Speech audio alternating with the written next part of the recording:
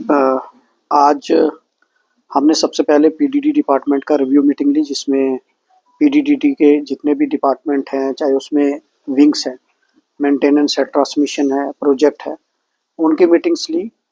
और उसके बाद फिर पीएचई डिपार्टमेंट, उसमें जल शक्ति स्कीम, जेजेएम स्कीम जो थी उस पर बात हुई।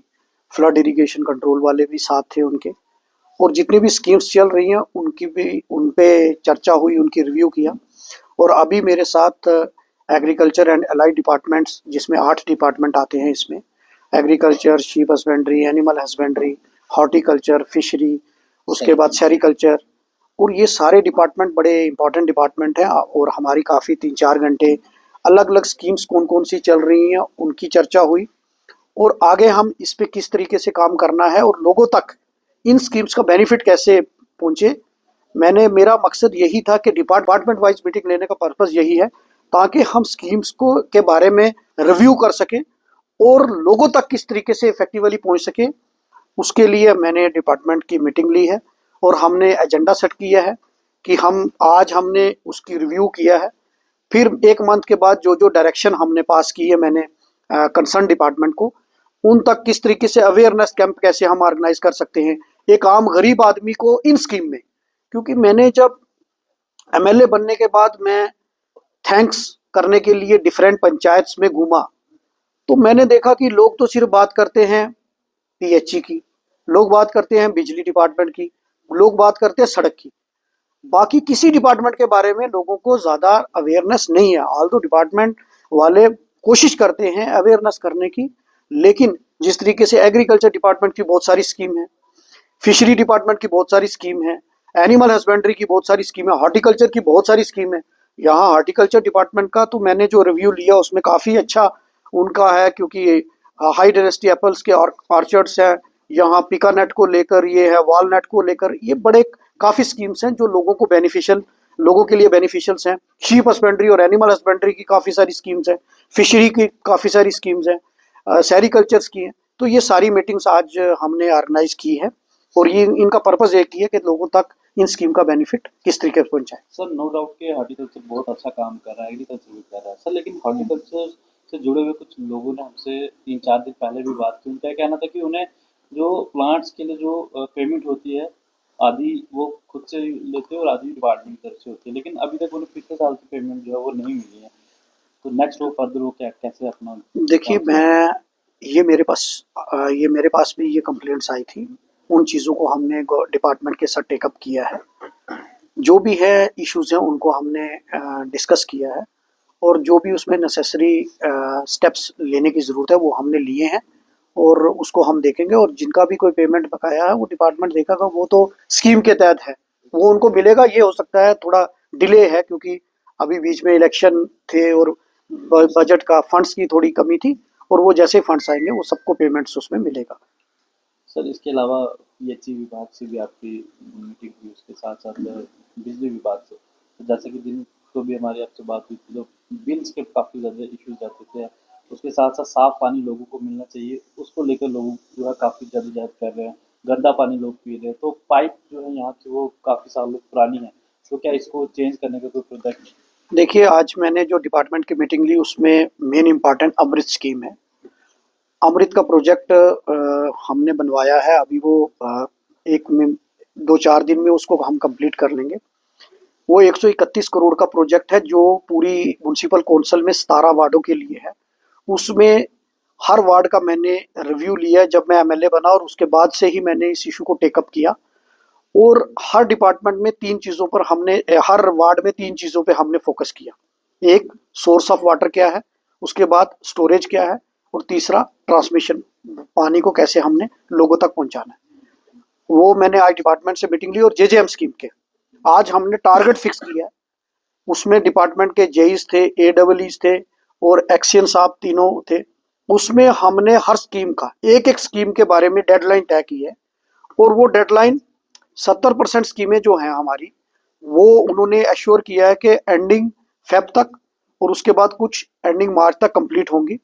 अब उसमें हमने उनको डेडलाइन दे दी है कि इन स्कीम्स को जल्द से जल्द कंप्लीट किया जाए। जो आपने पाइपलाइन की बात की है, वो सारी पाइपलाइन रिप्लेस होंगी, उस पे मैं काम कर रहा हूँ। जहाँ तक आपने बात की बिजली डिपार्टमेंट की, तो वो सारे इश्यूज मैंने डिपार्टमेंट के से टेकअप किए। ये जो एग्रीकल्चर एंड अलाइड डिपार्टमेंट है, क्योंकि हमारे पास ये मेरे नज़दीक इसलिए इम्पोर्टेंट डिपार्टमेंट है, आज भी मैंने 3 घंटे हो गए, 4 घंटे हमें इनसे मीटिंग करते हुए, क्योंकि रजौरी पुंछ में खासकर मेरे इलाके में कोई भी फैक्ट्री नहीं है, कोई भी इंडस्ट्री नहीं है। इन डिपार्टमेंट के साथ हर गरीब आदमी जुड़ा हुआ है। वो कौन सा आदमी है जो खेती बाड़ी एग्रीकल्चर के साथ नहीं जुड़ा? वो कौन सा आदमी है जो हॉर्टिकल्चर के साथ नहीं जुड़ा?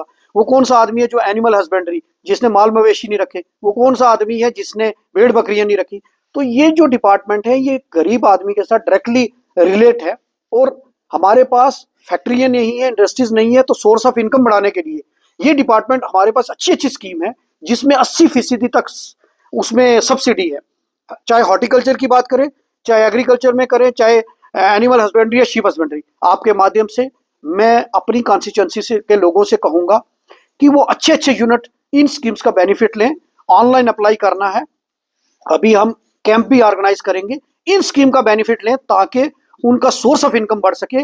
ये सिर्फ सब्सिडी के नजरिए से इन स्कीम्स को मत देखो। इस स्कीम को, जैसे अभी शीप हस्बेंड्री की काफी स्कीम्स है, 20 भेड़ों का यूनिट है, 20 बकरियों का यूनिट है। जैसे एनिमल का है, वो डेयरी आप खोल सकते हैं। एग्रीकल्चर डिपार्टमेंट की काफी स्कीम है, मशरूम कल्टीवेशन के लिए है।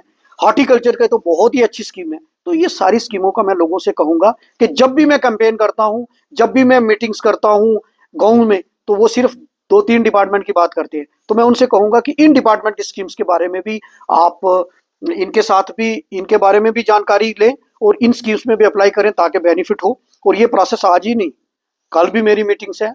कल मैं PMGSY R&B उनकी मीटिंग है सुबह, उसके बाद रूरल डेवलपमेंट की मीटिंग है, फिर social welfare department, education department, forest department, municipal council की जो म्यूनसिपलिटी है उसका।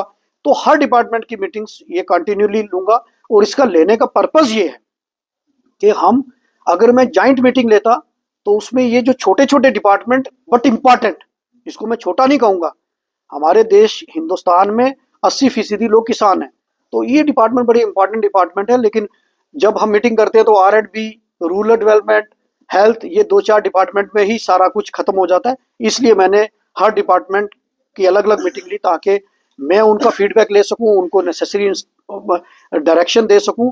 और मैंने उनसे ये भी कहा है कि एज ए MLA मैं आपकी क्या मदद कर सकता हूं, मैं आपके साथ क्या कोऑर्डिनेट कर सकता हूं ताकि इफेक्टिव प्लानिंग हो और वो लोगों के हेल्प के लिए हो। सर, लोग KCC का लोन लेते हैं जो किसान लोग हैं, लेकिन उसका सही से फ़ायदा नहीं उठा पा रहे और बैंक की तरफ से भी इंस्टॉलमेंट बहुत ज़्यादा है, वो अपना कर्ज चुका भी नहीं पा रहे क्योंकि समय पे बारिशें नहीं हुई, जिसकी वजह से लोगों की जो फसलें थी वो भी टाइम पे नहीं हो पाई हैं। तो हर बार किसान यहाँ की आवाज़ तो उठाते हैं, लेकिन उनकी आवाज़ दबी रह जाती है, उन्हें इस चीज़ से निजात नहीं मिलती है और वो उनका जो इंस्टॉलमेंट्स है वो हमेशा उन्हें देनी ही पड़ रही है। तो इस बारे में क्या आप गवर्नमेंट से बात करेंगे? देखिए, मैंने आज ये बात भी हमारे यहाँ डिस्कस हुई कि KCC लोन जो है वो किसानों के लिए है, लेकिन वहाँ इनके पास कोई ऐसा प्रोविजन नहीं है कि ये बैंक को ये मजबूर कर सकें, क्योंकि अगर बैंक डिनाई करता है तो इनके पास कोई प्रोविजन नहीं। तो there must be coordination between department and bank. उसके लिए मैं इंश्योर करूंगा कि अगली बार जब हम इस एग्रीकल्चर एंड अलाइड डिपार्टमेंट की मीटिंग करें तो इसमें बैंक के ऑफिशियल्स यहाँ रहें, बैंक ब्रांच मैनेजर्स यहाँ रहें, ताकि एक आम आदमी को, अगर गवर्नमेंट ने 4 लाख तक का जो KCC लोन है उसमें गारंटर की ज़रूरत नहीं है। तो ये जितना इसको स्मूथली हम एग्जीक्यूट कर सके वो हम करेंगे। और जो भी इसमें देखो गवर्नमेंट के डिसीजंस हैं, जो मेरे आगे असेंबली आने वाली है, ये मैं तब भी डिपार्टमेंट की मीटिंग ले रहा हूँ कि जो यहाँ से इशू निकलेंगे वो मैं असेंबली में टेकअप करूंगा। और असेंबली में प्रॉपर फोरम है मेरे पास जहां मैं जनता की आवाज़ लोगों तक पहुंचा सकता हूँ, और मैं हमेशा उठाऊंगा वो आवाज़। पहले भी आपने देखा और आगे भी देखो। Thank you sir.